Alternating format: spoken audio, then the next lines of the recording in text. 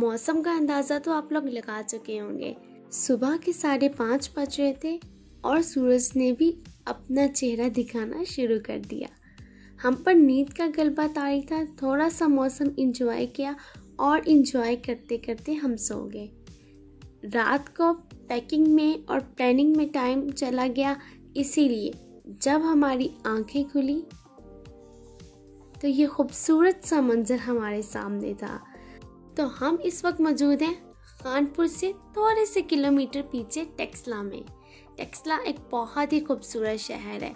यहाँ से गुजरते वक्त आपको लोगाट के दरख्त मिलेंगे और यहाँ पे रुक के आपने लोगाट नहीं खाई तो मतलब आपने अच्छा भला मज़ा ज़ाया कर दिया। यहाँ पे रुकनी है, लोगाट लेनी है, रास्ते में खाते हुए जाना है, क्योंकि कुछ किलोमीटर पे ही मौजूद है खानपुर डैम।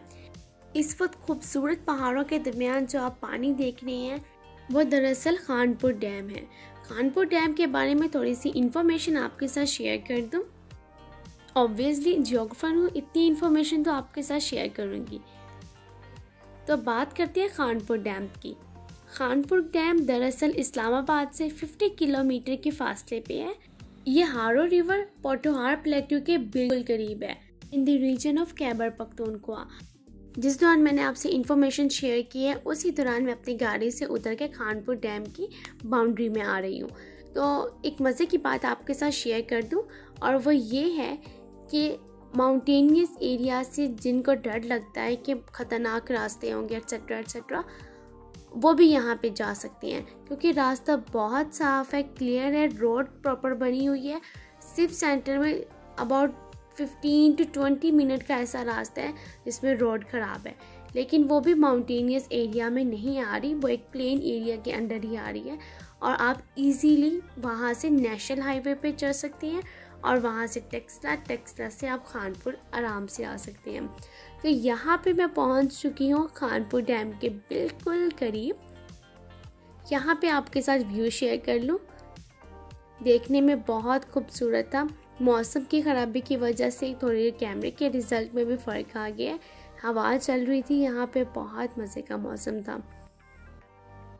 शायद लकीली ऐसा था, या फिर थोड़ी देर और स्टे करते तो अनलकी हो जाना था। वो अनलकी क्यों होना था वो मैं आगे जाके आपके साथ शेयर करती हूँ। तो यहाँ पे हम जा रहे हैं बोट पे। हवा इतनी शदीद थी कि पानी की वजह से ये भी हिल रहा था। वो तो नेचुरली हिलता है, लेकिन ये ज़्यादा हिल रहा था।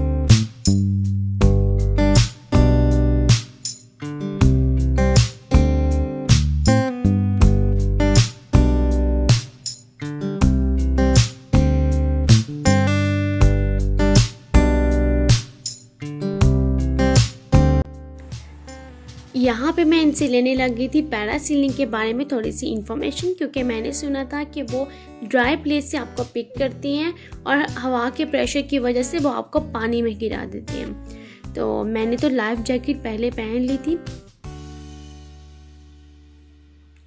यहाँ पे मैं लाइफ जैकेट पहनी हूँ, ज़िंदगी सबसे पहले है। पानी से वैसे मुझे भी बहुत डर लगता है। अपने इसी डर को ख़त्म करने के लिए मैंने पैरासीलिंग की थी।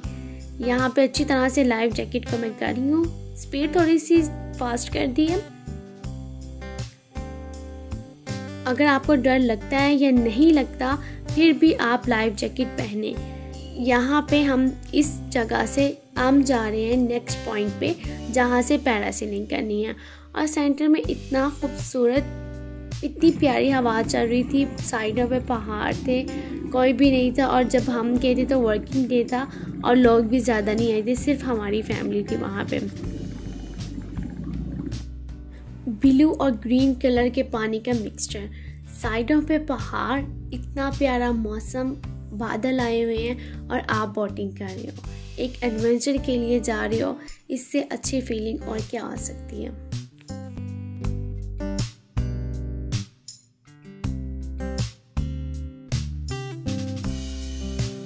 तो जी यहाँ पे हम पहुँच गए उस जगह पे जहाँ पे हमने करनी है पैरासीलिंग और जिसके लिए मैं आई थी। यहाँ पे और भी बहुत सारी एक्टिविटीज़ है जिसे आप कर सकती हो। ये जो आप पेपर देख रहे हैं इस वक्त, ये हमें कंपनी ने दिया था कि अगर आपके पर्सन को कुछ हो जाता है तो हमारी जिम्मेदारी नहीं है।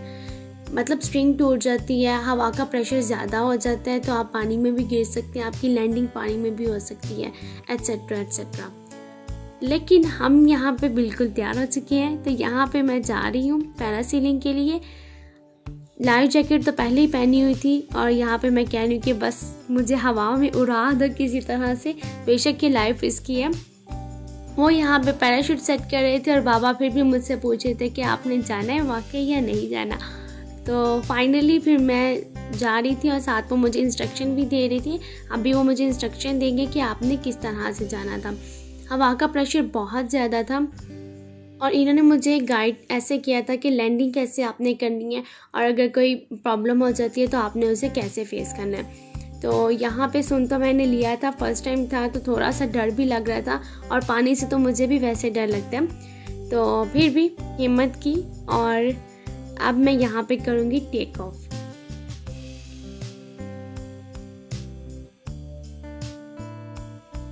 जितनी देर में मुझे इंस्ट्रक्शन दी जा रही थी उतनी देर में मैंने तो सोच लिया था कि ज़िंदगी या तो एडवेंचर का नाम है या कुछ नहीं है। मुश्किलात तो आती हैं लेकिन फेस भी तो हमने करनी है।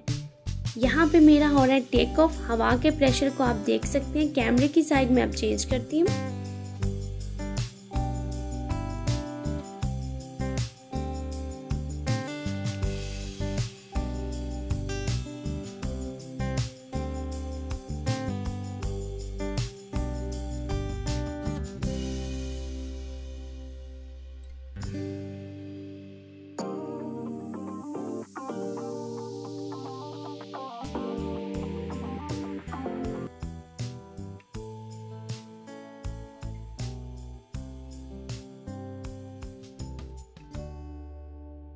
जब जिंदगी अकारत है जो देर से समझ में आए, जिंदगी के भेदों को हमने अब समझा है।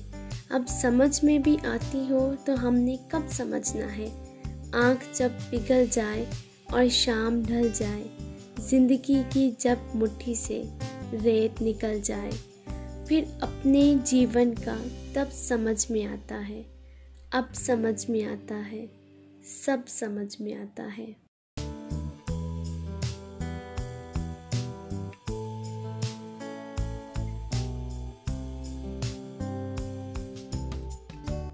देखने में आपको सिर्फ एक आम सा मंजर लग रहा होगा, लेकिन जब मैं इसके ऊपर थी मुझे पता था कि ये कितना स्पेशल है और पता नहीं ज़िंदगी में दोबारा आता भी है या नहीं।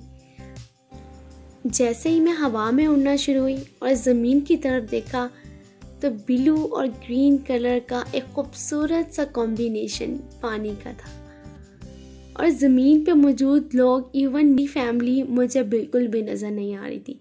मुझे ये तो अंदाज़ा नहीं था कि मैं कितनी बुलंदी पे हूँ, लेकिन मुझे इतना अंदाज़ा ज़रूर था कि मेरी आवाज़ उन तक नहीं जाएगी। और जब मैंने आवाज़ दी मुझे लगा था एक पॉइंट पे कि शायद स्टिंग हिल ना जाए। वो इस वजह से क्योंकि हवा का बहुत ज़्यादा प्रेशर था। मैंने आवाज़ दी लेकिन किसी ने मेरी आवाज़ नहीं सुनी। उस पॉइंट पे सिर्फ आप वहाँ पे थे, हवा थी, एक खूबसूरत सा मंज़र था, लेकिन खौफ भी था कि अगर हवा का प्रेशर ज़्यादा हो जाए फिर। लेकिन ज़िंदगी इसी का ही तो नाम है, कब किस पल कौन आपकी आवाज़ सुने और कौन आपकी आवाज़ ना सुने।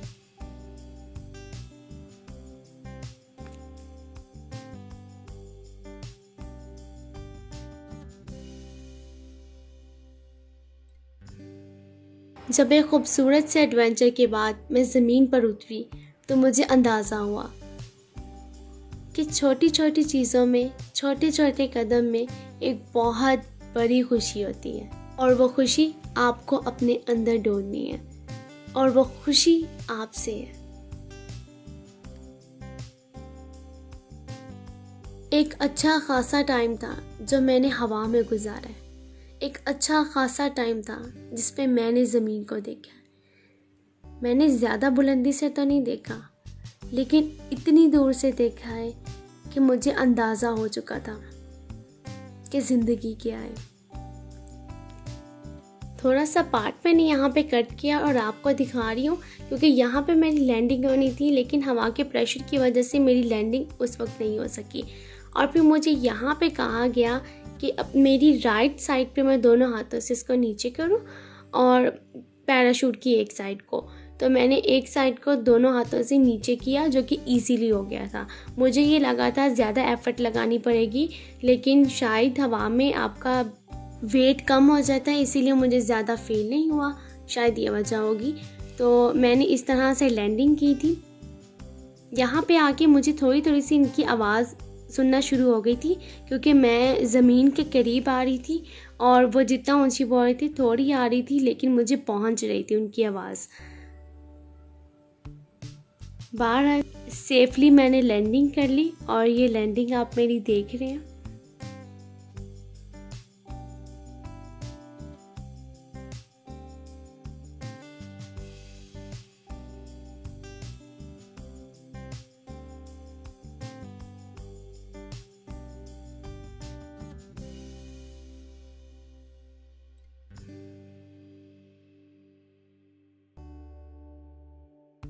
After all that, this is my after landing expression. बहुत मज़ा आया, बहुत मज़े की जगह थी, वापस तो जाना था।